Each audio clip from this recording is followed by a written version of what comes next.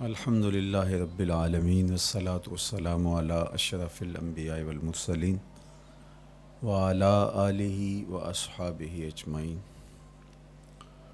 قال اللہ تعالی وتبارک فی القرآن المجید والفرقان الحمید فی شان حبیبہ مخبرا وعامرا ان اللہ وملائکتہ یصلون علی النبی یا ایہا الذین آمنوا صلوا علیہ وسلموا تسلیما۔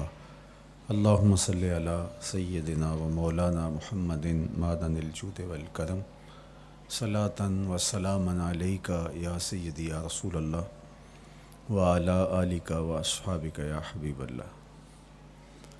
تمام حمد و ثنا، تعریف و توصیف اللہ جل مجدہ الکریم کی ذات بابرکات کے لیے، جو خالق کائنات بھی ہے اور مالک شش جہات بھی۔ اللہ جل وعلا کی حمد و ثنا کے بعد رسول رحمت، شفیع معظم، نبی محتشم، حضور ختمی المرتبت صلی اللہ علیہ وآلہ وسلم کے حضور ناز میں اپنی عقیدتوں، ارادتوں اور محبتوں کا خراج پیش کرنے کے بعد واجب الاحترام، ذوی الاحتشام، عالی مرتبت، محتشم سامعین، سامعات، السلام علیکم ورحمۃ اللہ وبرکاتہ۔ موسم رحمت ربیع الاول کی بہاریں جلوہ ساماں ہیں، اور میں اور آپ حضور کے تذکار حسن کی خوشبو لینے موجود ہیں۔ آقا کریم علیہ السلام کے جمال جہاں آرا کی تابانیاں اور جلوہ سامانیاں ہمارے ذوق کی تسکین، قلب کا قرار، روح کی ٹھنڈک، ایمان کی تازگی، عشق و محبت کی نہضت کا سبب اور ذریعہ ہے۔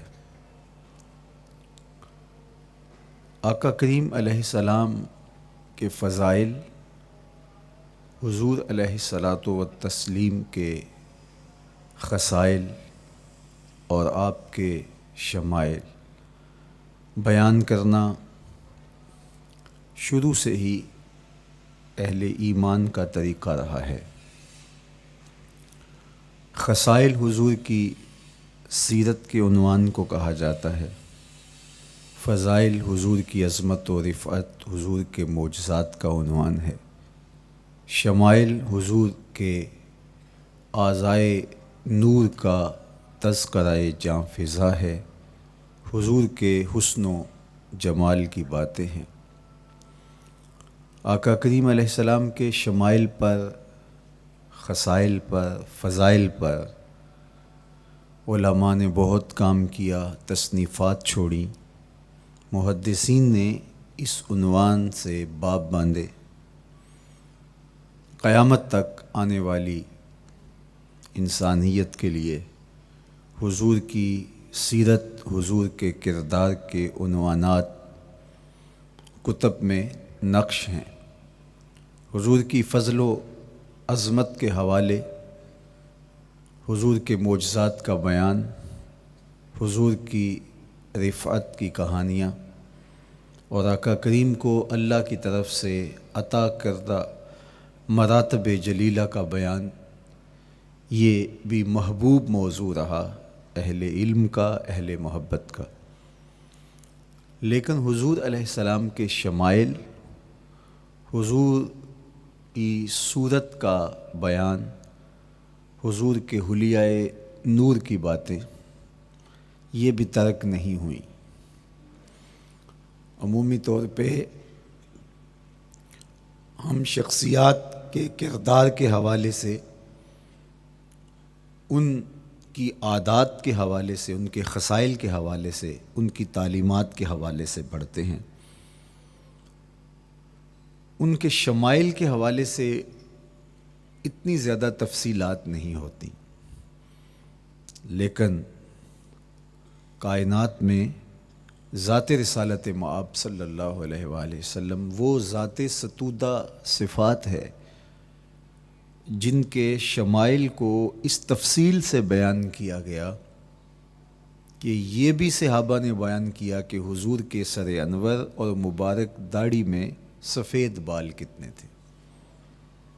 آپ کو کسی کا اتنا محفوظ حلیہ نہیں ملے گا۔ حضور علیہ السلام کی زلفوں کے خم کیسے تھے، حضور کی رنگت سے لے کر کے حضور کے اعضائے بدنیہ کے توازن، حسن اور جمال کی کہانیاں آپ کتب احادیث میں، شمائل کی کتابوں میں بکھری ہوئی نظر آئیں گی۔ اور کیوں نہ ہو، جس کے حسن کے قصیدے میرے رب نے بھی بیان کیے ہیں۔ کبھی حضور کے چہرہ نور کا ذکر کرتے ہوئے والضحیٰ واللیل اذا سجا، کبھی حضور علیہ السلام کی مبارک زلفوں کا تذکرہ کرتے ہوئے حامیم، کبھی آقا کریم علیہ الصلاۃ والسلام کے مبارک ہاتھوں کا، کبھی دیگر اعضائے بدنیہ کا ذکر قرآن نے کیا۔ حضور کے سینہ اقدس کی کہانی قرآن نے بیان کی۔ حضور علیہ الصلاۃ والسلام کی مازاغ آنکھوں کا تذکرہ قرآن نے کیا، تو پھر یہ محبوب اور مرغوب موضوع کیوں نہ ہوتا۔ اور آقا کریم کو اللہ نے وہ جمال دیا تھا، وہ حسن عطا کیا تھا، وہ خوبصورتی دی تھی جو حضور کا ہی حصہ ہے۔ ویسے اللہ کا ہر پیغمبر، ہر نبی، ہر رسول خوبصورت ہوا۔ کوئی نبی ایسا نہیں ہے جو خوبصورت نہ ہوا ہو، یہ اللہ کا انتخاب ہے۔ آپ تو دکان پہ سیل مین بھی رکھیں تو اس کی باقی قابلیت کے ساتھ ساتھ اس کی شخصیت کو آپ دیکھتے ہیں کہ جو خوش شکل ہو، آنے والے کو متاثر کر سکے، باوقار لگے۔ تو جس کو اس نے نبی بنانا تھا تو اس کو اس نے یوں ہی یہ عظمت اور یہ رفعت عطا کر دینی تھی۔ تو اللہ کا ہر نبی حسین، ہر نبی جمیل، لیکن جو جمال، جو خوبصورتی، جو حسن، جو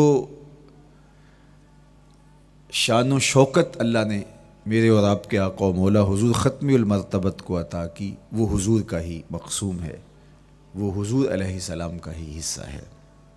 سر انور سے لے کر پائے نور تک حضور کا ہر عضو بدن خوبصورتی کا مرقع اور جمال کا معیار ہے۔ خوبصورتی کیا ہوتی ہے، حسن محمد کو دیکھ لو۔ کوئی عیب، کوئی نقص حضور کے پاکیزہ وجود میں نہیں رکھا گیا۔ خلقت مبرأ من کل عیب، حضور کے سامنے حضرت حسان بن ثابت نے یہ پڑھا اور آقا کریم نے اس پر خوشی کا اظہار کیا اور اللہ کی بارگاہ میں دعا کی، اللہم ایدہ بروح القدس، جبریل امین سے اللہ اس کی مدد فرما۔ تو انہوں نے یہ بات کہی کہ آپ کو ہر عیب سے مبرہ رکھا گیا ہے، آپ کا پیکر نور، آپ کا وجود مسعود حسن و جمال کا ایسا مرقع بنایا گیا کہ جس میں کوئی نقص نہیں رکھا گیا۔ صوری حسن بھی عطا کیا گیا، مانوی حسن بھی عطا کیا گیا۔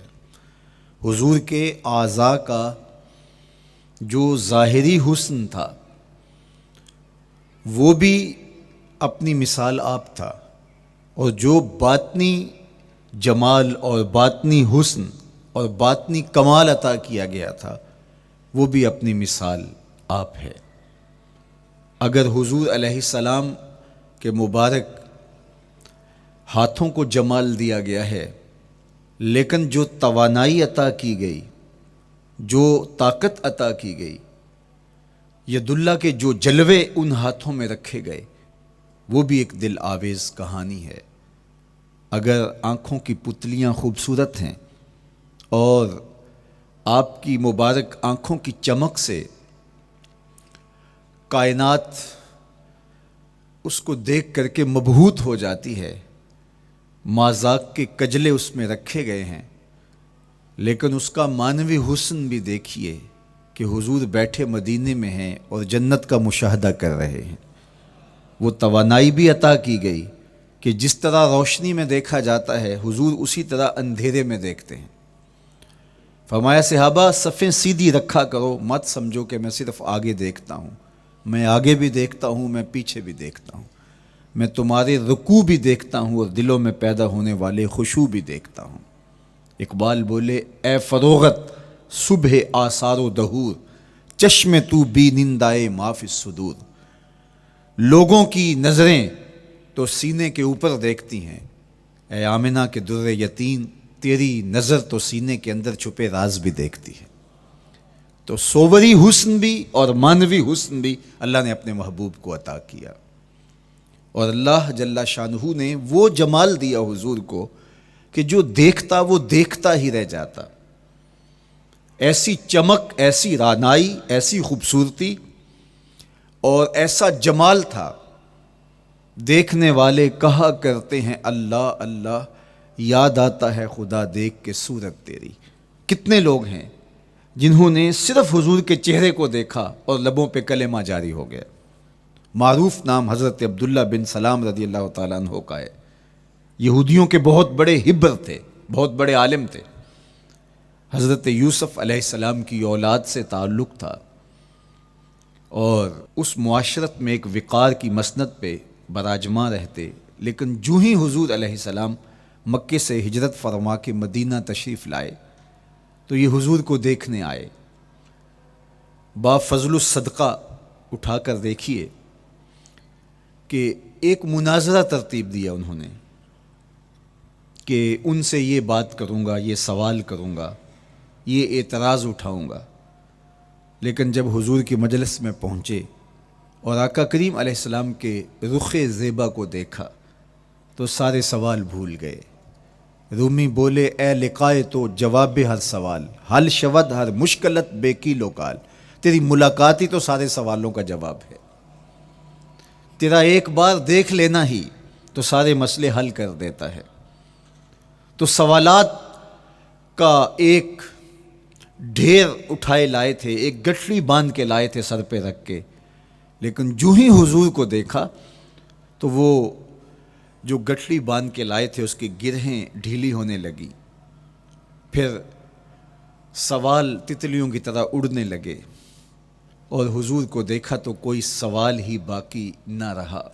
اب آقا کریم نے فرمایا عبداللہ ابن سلام آؤ کدھر آئے ہو؟ یہ تو مناظرہ کرنے آئے تھے، سودا لینے کے لیے بازار گئے ہم، ہاتھ اس کے بکے جس کے خریدار گئے ہم۔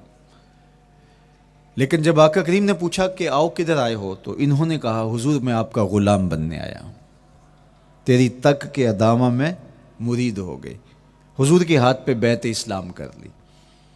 اب جن لوگوں نے عبداللہ ابن سلام کو تیار کر کے بھیجا تھا وہ امید میں تھے کہ تھوڑی دیر کے بعد ہم سنیں گے کہ انہوں نے سخت سوال کیے اور مسلمانوں کے نبی ان کا جواب نہیں دے پائے، لیکن جب ان کے کانوں تک یہ خبر پہنچی کہ عبداللہ بن سلام نے تو کوئی سوال ہی نہیں کیا بلکہ وہ محبوب کی نگاہوں کا شکار ہو گئے، اور انہوں نے دیکھتے ہی حضور پر تن من سب کچھ نچھاور کر دیا اور لبوں پہ کلمہ جاری ہو گیا، تو وہ صبر نہ کر سکے اور عبداللہ ابن سلام کے پاس پہنچے اور جا کے کہا کہ تو نے یہودیت کی ناک خاک آلود کر دی، تم نے کوئی سوال کیا ہوتا، انہوں نے جواب دیا ہوتا اور پھر تم نے مان لیا ہوتا تو ہم سمجھ جاتے کہ ایک عالم تھا، علمی پیاس بجھ گئی، مطمئن ہو گیا، لیکن یہ عجیب کہانی ہے، سنا ہے تم نے کوئی سوال بھی نہیں اٹھایا، انہوں نے جواب بھی نہیں دیا، بس تم نے ان کو دیکھا اور دیکھتے ہی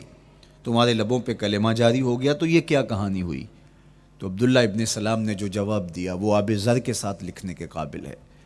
انہوں نے کہا کہ یہ بات میری سمجھ میں بھی نہیں آئی، جب میں اس آقا و مولا کی چوکھٹ پہ پہنچا اور میں ان سے سوال کرنے کے لیے لفظوں کو ابھی ترتیب ہی نہیں دیا تھا کہ میری نظر ان کے جمال جہاں آرا پہ پڑ گئی، اب عبداللہ بن سلام کے لفظ سنیے، فرماتے ہیں فلما تبینت وجہہ عرفت ان وجہہ لیس بوجہ کذاب، جب میں نے ان کے جمال جہاں آرا کو دیکھا، چہرہ نور کو دیکھا، رخ زیبا کی زیارت کی، تو میں نے پہچان لیا یہ چہرہ کسی جھوٹے کا ہو ہی نہیں سکتا ہے۔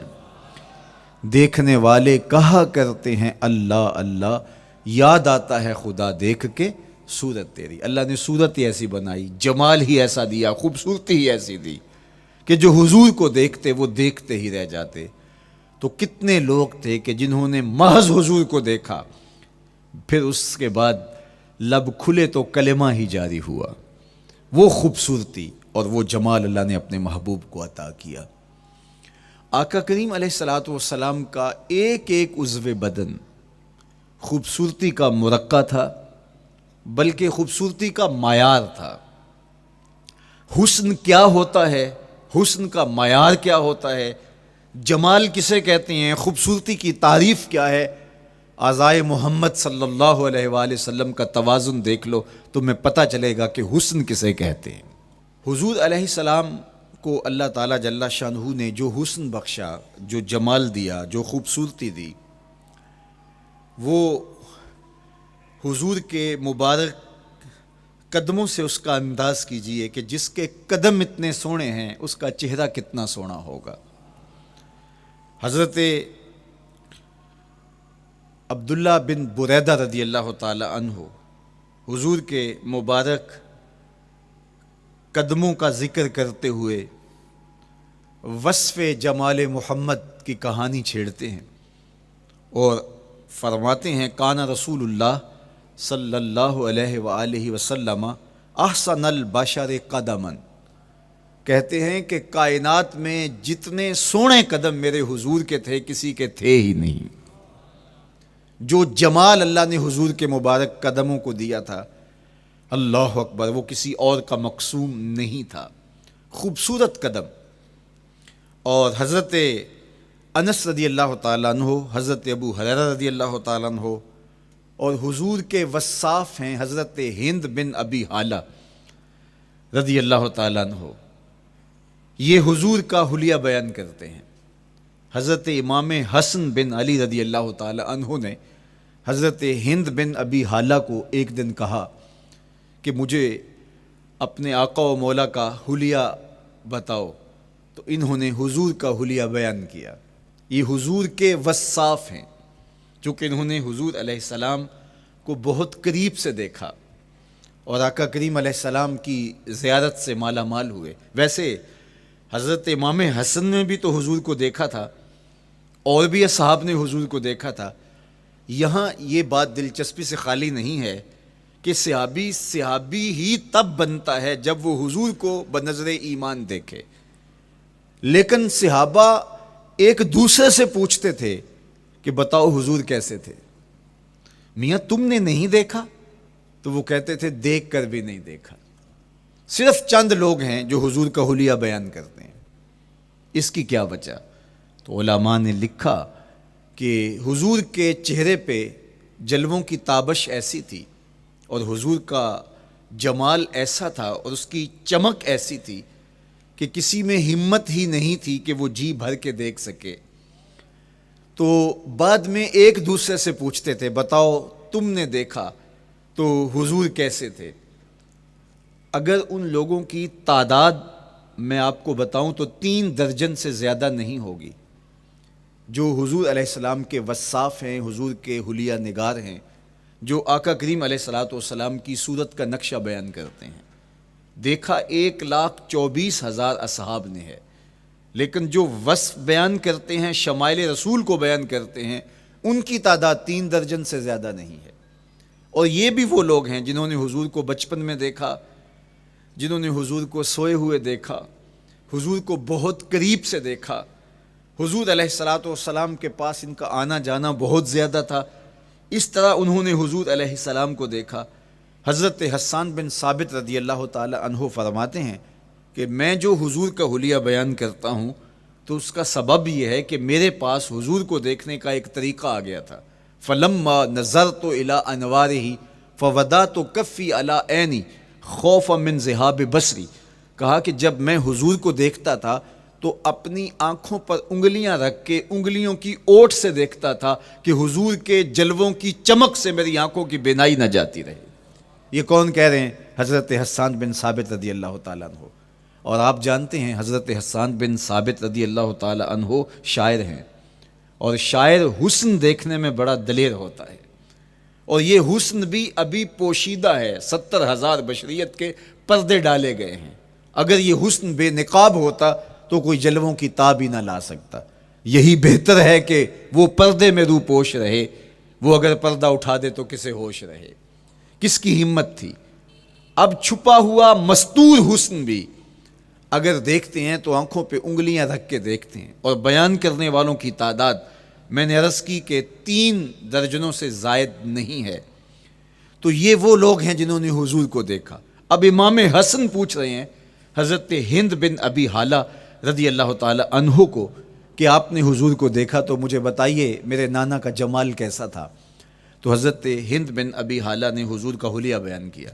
تو جب حضور کے قدموں کی کہانی انہوں نے بیان کی تو حضرت ہند بن ابی حالہ نے کہا کان النبی صلی اللہ علیہ وآلہ وسلم شسن القدمین والکفین، حضور علیہ السلام کے مبارک قدم اور حضور کی ہتھیلیاں پر گوشت تھے۔ یہ حضور علیہ السلام کے مبارک قدموں کا جمال بیان کرتے ہیں۔ اللہ اکبر۔ اور حضور علیہ السلام کے قدموں کے بارے میں امام ترمذی جو شمائل میں حدیث لائے ہیں اس میں انہوں نے یہ بھی بیان کیا کان رسول اللہ صلی اللہ علیہ وسلم مسیح القدمین، حضور علیہ السلام کے مبارک قدم ملائم تھے، خوبصورت تھے، کھردرے نہیں تھے، کوئی پھٹن نہیں تھی۔ عمومی طور پہ قدم پھٹ جاتے ہیں اور ایڑیاں بہت سارے لوگوں کی پھٹ جاتی ہیں تو وہ خوبصورتی باقی نہیں رہتی۔ تو وہ کہتے ہیں کہ حضور مسیح القدمین تھے، اور جب آقا کریم علیہ السلام کے مبارک قدموں پہ پانی ڈالا جاتا تو وہ ڈھل کے نیچے چلا جاتا۔ یہ تھا حضور کے قدموں کا حسن اور حضور کے قدموں کا جمال۔ اچھا، آقا کریم علیہ السلام کی جو مبارک ایڑیاں تھیں وہ زیادہ پر گوشت نہیں تھیں، ان کے اوپر گوشت زیادہ نہیں چڑھا تھا، اس لیے کہ ایڑیوں کا زیادہ پر گوشت ہونا ایڑیوں کے حسن کو زائل کر دیتا ہے۔ حسن کا مرقع ہی جمال مصطفیٰ ہے، تو اس لیے اللہ نے ایک ایک عضو کو تراش کر کے بنایا ہے، بلکہ پوچھ پوچھ کے بنایا ہے۔ جس طرح حسان بن ثابت رضی اللہ تعالی عنہ کہتے ہیں کَأَنَّكَ قَدْ خُلِقْتَ كَمَا تَشَاءُ، محبوب مجھے تو یوں لگتا ہے جس طرح آپ کے رب نے آپ کو آپ سے پوچھ کے بنایا ہے کہ محبوب بتاؤ کہ میں آپ کے اعضاء کو کیسے توازن اور کیسے حسن اور کیسے جمال دوں۔ تو حضور کی مبارک ایڑیاں یہ پرگوشت نہیں تھیں، باقی حضور کے پاؤں پرگوشت تھے اور کوئی پھٹن نہیں تھی، بالکل نرم گداس اور بالکل جو ہے وہ ملائم تھے، اور جب پانی ڈالا جاتا تو پانی ڈھل کے نیچے 1 سیکنڈ میں آ جاتا۔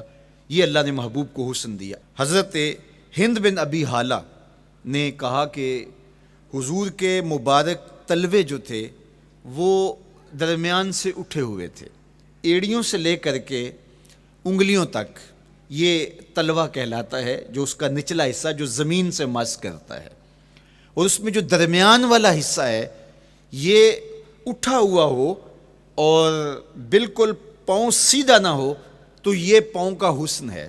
پاؤں کا بالکل سیدھا ہو جانا یہ پاؤں کے حسن کو زائل کر دیتا ہے۔ اس میں تھوڑا سا خم ہو، جب چلے تو انگلیاں اور پنجے کا جو ہے وہ آگے والا حصہ زمین پہ لگے اور ایڑی لگے، اور درمیان والا حصہ زمین پہ نہ لگے، تو یہ حسن ہوتا ہے کسی کے پاؤں کے تلوے کا۔ اللہ نے محبوب کے مبارک قدم کی پشت کو بھی حسن دیا، حضور کے تلووں کو بھی حسن دیا، حضور کی ایڑیوں کو بھی حسن دیا۔ سائل الاطراف، حضور کی مبارک انگلیاں قدرے لامبی تھیں، اور یہ حسن ہوتا ہے۔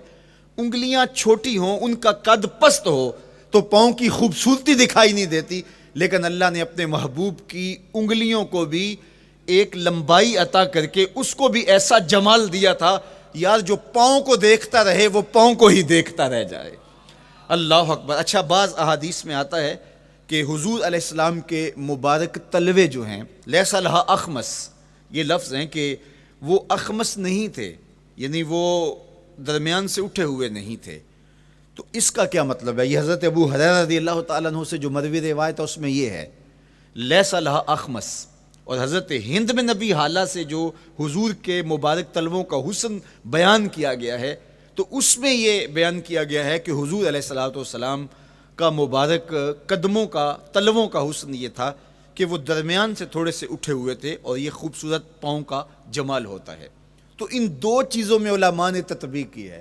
اللہ ان علماء کی قبروں پر رحمت نازل کرے جو حضور کے حسن پہ، حضور کے جمال پہ گفتگو کرتے رہے، اور ایک ایک عضو پر انہوں نے کئی کئی صفحات لکھے اور کتابیں انہوں نے تحریر کی حضور کے جمال پر۔ اب حضرت ہند بن ابی حالہ رضی اللہ تعالی عنہ، انہوں نے تو حضور کو گھر میں دیکھا تھا، یہ حضرت خدیجۃ الکبریٰ رضی اللہ تعالی عنہا کے فرزند تھے ابو حالہ سے۔ اب انہوں نے تو دیکھا، اب حضور لیٹے ہیں تو انہوں نے حضور کے پاؤں کو دیکھا کہ درمیان میں ہلکا سا خم ہے اور یہ پاؤں کا جمال ہے۔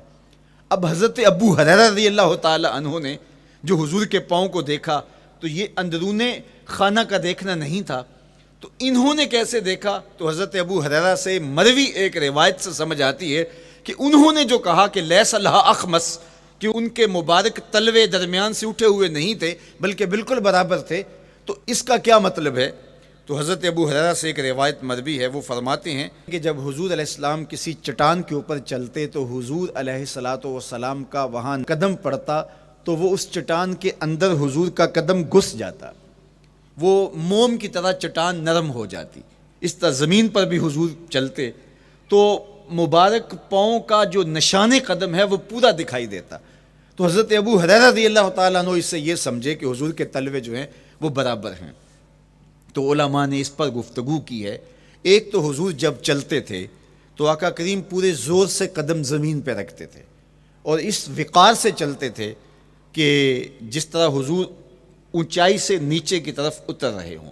تو جب پاؤں کو جما کر کے زور سے رکھا جائے تو پھر جو ہے وہ نشان نیچے پڑتا ہے۔ یا اللہ اپنے محبوب کے لیے زمین کو اور پتھروں کو بھی نرم کر دیا تو پھر حضور کے تلووں کا نقش بھی زمین کے اوپر جو ہے وہ حویدہ ہو جاتا۔ سلطان قاتیبائی نے ایک ایسا ہی پتھر جس کے بارے میں شنید تھی کہ اس پر حضور کے قدموں کا نقش موجود ہے، تو انہوں نے 20,000 دینار کے اندر وہ خریدا، اور انہوں نے یہ کہا کہ جب میں فوت ہو جاؤں تو حضور کے قدموں کے نشان والا پتھر میری قبر کے سرہانے بطور کتبہ لگایا جائے۔ علامہ شہاب الدین خفاجی علیہ رحمہ لکھتے ہیں ہوا موجود الی الآن، وہ اپنے دور میں کہانی بیان کرتے ہیں وہ آج بھی سلطان قاتیبائی کی قبر کے سرہانے وہ پتھر نصب ہے جہاں حضور کے قدموں کے نشان موجود ہیں۔ اللہ اکبر۔ تو آقا کریم علیہ الصلوۃ والسلام کے مبارک تلوے، حضور علیہ السلام کی کم گوشت تراشی ہوئی ایڑیاں، اور مسیح القدمین حضور علیہ السلام کے ملائم نرم گداز پاؤں، ان کا حسن اور ان کا جمال، اور آقا کریم علیہ السلام کے قدموں کی انگلیاں جو قدرے لمبی تھی، اور ان میں جو درمیان والی انگلی تھی وہ زیادہ لمبی تھی، اس پر حضرت میمونہ بنت کردم رضی اللہ تعالی عنہا اس انگلی کا حسن بیان کرتی ہیں، کہتی ہیں مجھے شوق ہوا کہ میں حضور کو دیکھوں، تو اپنے والد گرامی کے ساتھ حجۃ الوداع کے موقع پر میں بھی سعادت حج پا رہی تھی، تو حضور کو ملنے کے لیے جب ہم پہنچے تو آقا کریم اونٹنی کے اوپر سوار تھے، ناقہ پر جلوہ فراز تھے، تو میرے میں ہمت نہ ہو سکی کہ حضور کے چہرے کو دیکھ سکوں۔ ایسا جلوہ، ایسا جمال، اللہ اکبر، اور ایسا روب اور ایسی چمک چہرے کی اور تابشیں تھیں کہ میرے اندر ہمت نہ ہو سکی کہ میں حضور کے چہرہ نور کو دیکھ سکوں۔ اب آقا کریم اونٹنی پہ سوار تھے تو میں حضور کے مبارک پاؤں کو دیکھنے لگی، میں بس حضور کے پاؤں کا جمال اور خوبصورتی دیکھنے لگی، اسی میں کھو گئی۔ اب حضرت میمونہ بنت کردم رضی اللہ تعالی عنہا حضور کے مبارک قدموں کی ایک انگلی کا حسن بیان کرتی ہیں۔ اللہ اکبر۔ حضرت میمونہ بنت کردم سے یہی ایک روایت مروی ہے، ساری زندگی ان کے پاس سرمایہ یہی تھا، جب کسی مجلس میں جاتی تو وہ کہتی تمہیں بتاؤں حضور کی مبارک انگلی کا حسن کیا تھا؟ یہ سرمایہ ساتھ لیے لیے پھرتی کہ میں نے حضور کی انگلی کو دیکھا ہے، میں نے حضور کے قدم اور حضور علیہ السلام کے تلووں کی زیارت کی ہے. تو وہ اس حسن کو بیان کرتے ہوئے کہا کرتی تھی فما نسیتو فیما نسیتو طولا اصبع قدمہ السبابہ علی سائر اصابعہ. جو سبابہ انگلی ہے، انگوٹھے کے ساتھ والی انگلی کو سبابہ انگلی کہتے ہیں، اور اس کے ساتھ والی انگلی کا جو قد دراز تھا اور باقی انگلیوں کی نسبت وہ انگلی لمبی تھی، کہا اس کا حسن آج بھی میری نگاہوں میں گھومتا رہتا ہے اور ہر وقت میرے تصور میں رہتا ہے. میرے تصور سے کبھی اس انگلی کا جمال ہی ختم نہیں ہوا، انگلی کا حسن ہی کبھی زائل نہیں ہوا، ہر وقت اس کے تصور میں کھوئی رہتی ہوں. یار چہرے کے جمال کو کون بیان کرے گا، یہاں تو انگلی کا حسن بیان نہیں ہو رہا. ابھی وہ شعر پڑھا جا رہا تھا نا کہ قدموں پہ جبیں کو رہنے دو، قدموں پہ جبیں کو رہنے دو، چہرے کا تصور مشکل ہے. قدموں پہ جبیں کو رہنے دو، چہرے کا تصور مشکل ہے. جب چاند سے بڑھ کر ایڑی ہے رخسار کا عالم کیا ہوگا، جب چاند سے بڑھ کر ایڑی ہے رخسار کا عالم کیا ہوگا. تو اللہ نے اپنے محبوب علیہ الصلوۃ والسلام کو وہ جمال، وہ خوبصورتی اور حضور کے مبارک قدم، حضرت عبداللہ بن بریدہ رضی اللہ تعالی عنہ سے مروی روایت، کان رسول اللہ صلی اللہ علیہ وآلہ وسلم احسن البشر قدما، کہتے ہیں جتنے سونے قدم، جتنے من مونے قدم میرے حضور کے تھے، اتنے سونے قدم کسی اور کے تھے ہی نہیں. اللہ نے اپنے محبوب کو وہ جمال، وہ خوبصورتی اور وہ نور عطا کیا تھا. اچھا، یہ قدم، یہ ایڑیاں، یہ مبارک تلوے اور یہ داراز انگلیاں اور ان انگلیوں کی چمک اور ان کی رنگت کا جمال اور خوبصورتی، جہاں اس کا صوری حسن تھا تو مانوی حسن بھی دیکھنے والا تھا. یہ قدم اٹھ جائیں اللہ اکبر تو تقدیر کے فیصلے ہوتے دکھائی دیتے ہیں. ان قدم کی اونچائی، ان قدم کی بلندیاں کہ عرش حق ان قدموں کے بوسے لے رہا ہے. اور میرے امام بولے زہ عزت و اے طلائے محمد، زہ عزت و اے طلائے محمد، کہ ہے عرش حق زیر پائے محمد. قدموں کا حسن وہ بھی دیکھنے والا اور قدموں کی بلندی اور اونچائی اور اس کی شان و شوکت وہ بھی دیکھنے والی. اللہ اکبر. آقا کریم علیہ السلام حضرت ابو بکر صدیق کے ساتھ، حضرت عمر فاروق کے ساتھ اور حضرت عثمان غنی کے ساتھ احد پہاڑ پر تشریف لے گئے. یہ حدیث آپ نے بارہا علماء سے سنی ہے.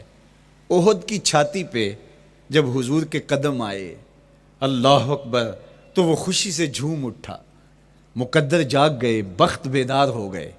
ان کے قدم جو کہ اس عاشق کی آنکھوں کی ٹھنڈک ہے، جب چھاتی پہ آ جائیں تو کون عاشق نہیں جھوم جائے گا.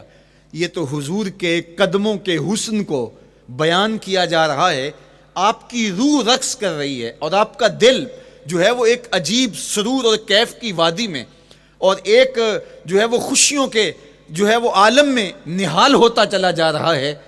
لیکن یہ قدم جب چھاتی پہ آیا تو پھر احد، ظاہر تو پتھر ہے احد، لیکن حضور سے پتھر بھی پیار کرتے ہیں. فرمایا احد جبل یحبنا ونحبہ، احد ہم سے پیار کرتا ہے، پہاڑ ہے، پتھر ہے، لیکن ہم سے پیار کرتا ہے، ہم اس سے پیار کرتے ہیں. اس کائنات میں صرف سرکش انسانوں اور جنوں کے علاوہ کائنات کی ہر شے حضور سے پیار کرتی ہے، حضور سے محبت کرتی ہے. آؤ میں تمہیں پیار کی ایک اور کہانی سناؤں. مسجد نبوی ہے، آقا کریم تشریف فرما ہیں، منبر پہ جلوہ فراز ہوئے. ابھی واز کا آغاز ہی کرنا چاہ رہے تھے کہ ایک جانب سے رونے کی آواز آنے لگی. صحابہ کہتے ہیں رونے والا اس درد سے روتا ہے کہ لگتا تھا کلیجہ پھٹ جائے گا. کناقۃ الخلوج، جس طرح اونٹنی کا بچہ بچھڑ جائے اور وہ اس کے غم میں، اس کی جدائی میں درد سے روکتی ہے، چیختی ہے، چلاتی ہے، رونے والے کا انداز درد ایسا ہی تھا اور لگتا تھا کہ جس طرح اس کا کلیجہ پھٹ جائے گا. صحابہ دائیں بائیں دیکھتے ہیں لیکن رونے والا دکھائی بھی نہیں دیتا، اور ماحول کے اندر اس طرح درد پھیل رہا ہے کہ سینوں میں دل لرز رہے ہیں اور عجیب کیفیت طاری ہو گئی. حضور ابھی بیٹھے ہیں، خطبے کا آغاز بھی نہیں ہوا اور رونے والا کیف و درد میں روتا چلا جا رہا ہے۔ فنزل النبی صلی اللہ علیہ وسلم عن المنبر، حضور ممبر سے نیچے تشریف لائے۔ صحابہ کی آنکھیں محو حیرت ہیں، استجاب کا عالم ہے، یہ کون رو رہا ہے اور اتنے درد سے رو رہا ہے اور دکھائی بھی نہیں دے رہا۔ آقا کریم ممبر سے نیچے جلوہ فراز ہوئے، ایک سمت بڑھے، کھجور کا خشک تنا پڑا تھا۔ آج پہلا دن تھا کہ ممبر حضور علیہ السلام کے لیے بچھایا گیا، ورنہ یہ خشک تنا دیوار کے ساتھ جو ہے وہ رکھا گیا تھا اور حضور اس کے ساتھ ٹیک لگا کر کے واز کیا کرتے تھے۔ جب ممبر بن گیا تو اس کو اٹھا کر کے اب اس کی ضرورت نہیں رہی، ایک کونے میں ڈال دیا گیا۔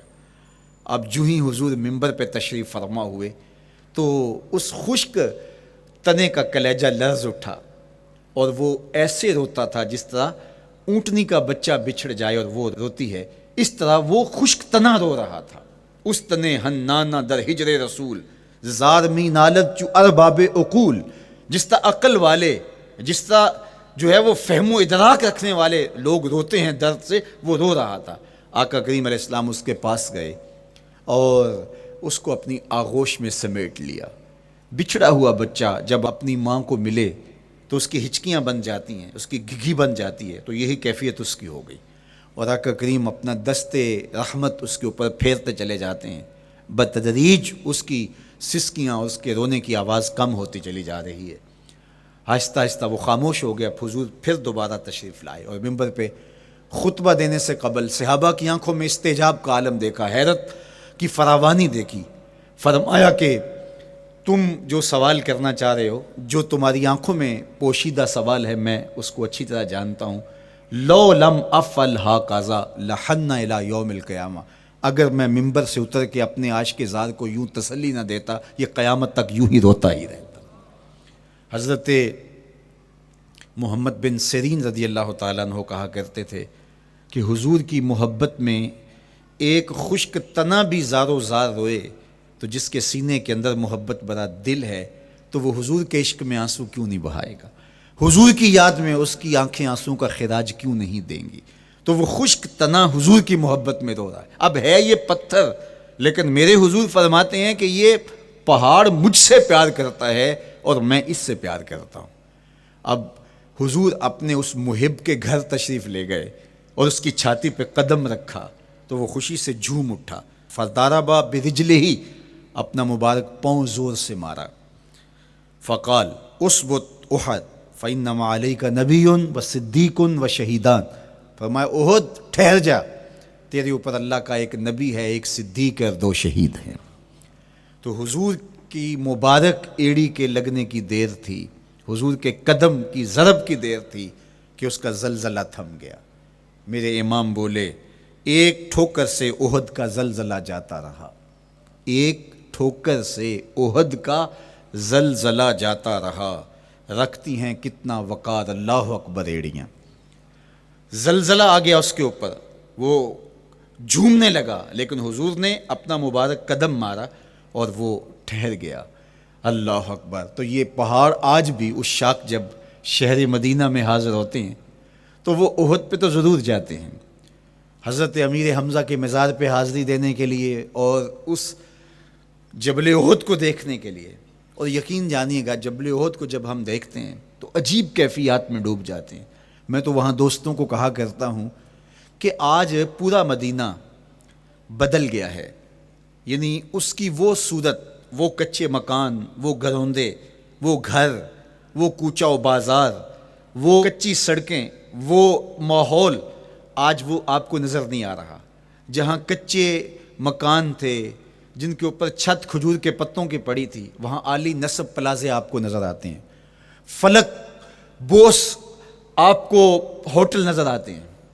وہ کچی سڑکیں آج آپ کو وہاں دکھائی نہیں دیتی، وہاں تارکول کی بچھی ہوئی سڑکیں دکھائی دیتی ہیں، خوبصورت پتھر لگے ہوئے آپ کو نظر آتے ہیں، وہ ممیاتی ہوئی بکریاں، وہ جگالی کرتے ہوئے اونٹ آج آپ کو وہاں دکھائی نہیں دیتے، وہ ماحول آپ کو نظر نہیں آتا۔ تو پرانا مدینہ اگر ڈھونڈنے نکلیں بھی تو ظاہر ہے اگرچہ ان پختہ اور خوبصورت عمارتوں کے اندر بھی عکس جمال محمد کا پڑ رہا ہے، لیکن وہ پرانا دور اگر آپ تلاش کرنا چاہیں تو وہ آپ کو وہ چیزیں نہیں ملتی. لیکن جب آپ احد پہ جاتے ہیں تو میں دوستوں کو کہتا ہوں اس احد کو جی بھر کے دیکھ لو, اس پہ ڈائریکٹ میرے حضور کی نظریں پڑی ہوئی ہیں. یہ بدلا نہیں, یہ 14 صدیوں سے جیسا تھا آج بھی ایسا ہے. اس پہ میرے حضور کی نظریں ڈائریکٹ پڑی ہوئی ہیں اور آقا کریم علیہ الصلوۃ والسلام نے اس کو یوں دیکھا ہے. تو یہ احد حضور سے محبت کرنے والا ہے, حضور سے پیار کرنے والا ہے, اور اس پیار کی وجہ سے یہ پتھر قیامت کے دن جنت میں جائے گا, یہ پہاڑ جنت میں جائے گا.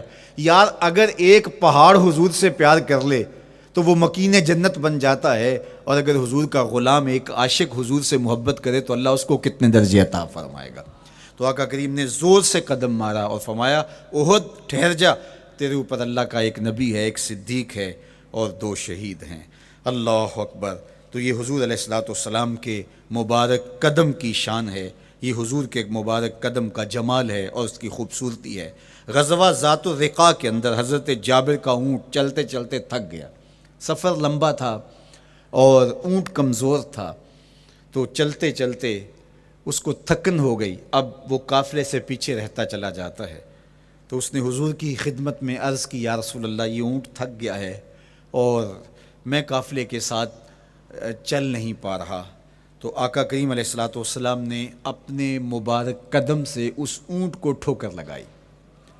فنشط حتی کان ما یملک زمامہ. حضرت جابر کہتے ہیں اس کی لگام سنبھالی نہیں جاتی تھی, اتنا تیز چلتا تھا. یار جس کے قدموں کی ٹھوکر سے یہ توانائی آ جائے اس کے ہاتھوں کی توانائی کا عالم کیا ہوگا. تو اللہ نے صرف حضور کے مبارک قدموں کو صوری حسن ہی نہیں دیا تھا, مانوی جمال اور توانائی بھی عطا فرمائی تھی. حضور علیہ السلام کے چچا جناب ابو طالب کہتے ہیں کہ میں حضور علیہ السلام کے ساتھ تھا, تو راستے میں ذی المجار کی منڈی آئی اور وہاں حالات ایسے تھے کہ پینے کے لیے پانی دستیاب نہیں تھا. تو میں نے کہا کہ عطشت ولیس عندی ماء, مجھے تو سخت پیاس لگی ہے اور پانی بھی پاس نہیں ہے. فنزل النبی صلی اللہ علیہ وسلم وضرب بقدمہ الارض فخرج الماء فقال اشرب. تو حضور نے اپنے مبارک پاؤں سے زمین پر ٹھوکر لگائی, چشمہ پھوٹ پڑا, اور آقا کریم نے فرمایا چچا پانی پی لیجئے. تو وہ پاؤں اگر زمین پہ لگے تو چشمے پھوٹے, اگر احد پہاڑ پہ وہ پاؤں پڑے تو اس کا زلزلہ جاتا رہے, اور اگر وہ کسی جانور کو حضور ٹھوکر لگائیں تو اس کے اندر اس قدر تیزی آ جائے کہ اس کی باغ سنبھالی نہ جائے, اتنا سریع رفتار ہو جائے. اب ان قدموں پہ کون قربان نہیں ہوگا. یار ان قدموں کو چومنے کے لیے جبریل بھی تو بے تاب دکھائی دیتے ہیں نا.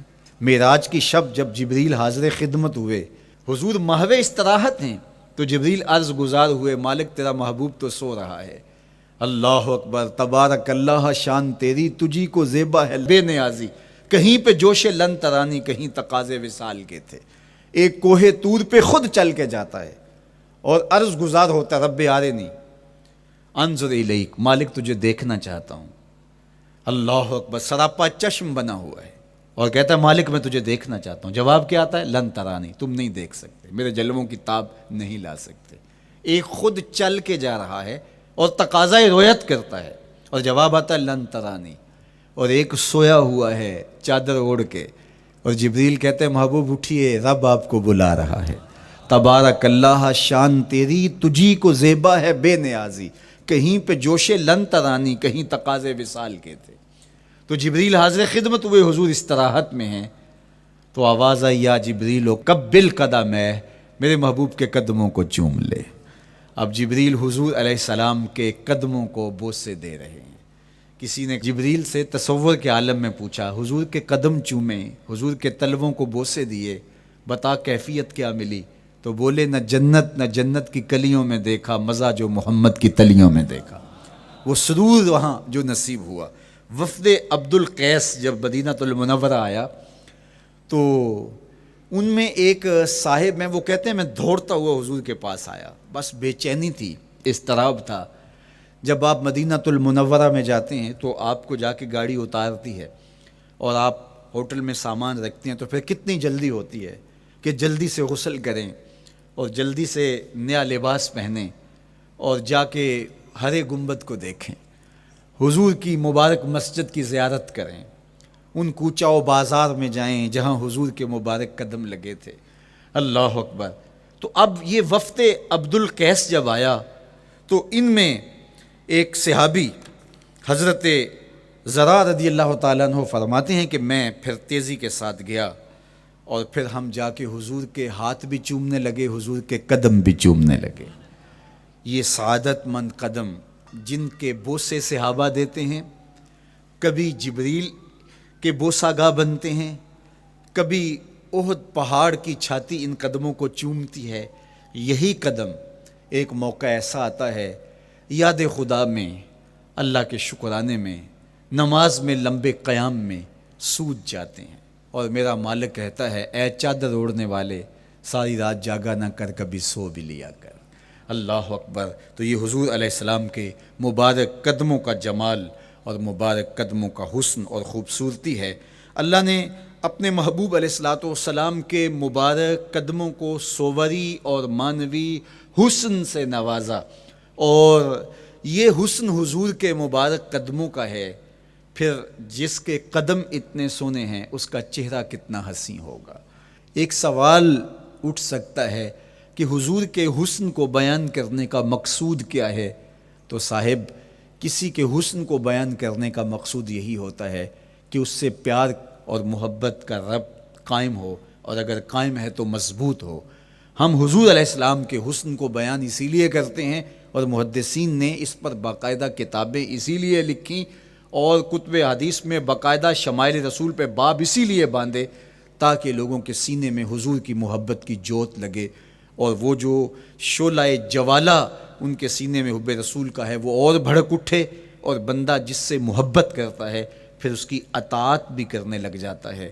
تو جو محبوب اتنا سونا ہے، اتنا جمال آفریں ہے، اور جس کے قدم اتنے سونے ہیں، پھر اس کے نقش قدم کو کیوں نہ تھام لیں، اس کے نقوش پا کو خض راہ کیوں نہ بنا لیں، پھر ان کے اٹھنے والے قدموں پر اپنی زندگی کیوں نچھاور نہ کر دیں۔ اگر سر پہ رکھنے کو مل جائے نقش نال حضور تو کہیں کہ ہاں تاجدار ہم بھی ہیں۔ یعنی وہ قدم تو قدم رہا، اس قدم کی رعنائیاں، اس کی خوبصورتیاں، اس کا جمال اور اس کا حسن تو حسن رہا۔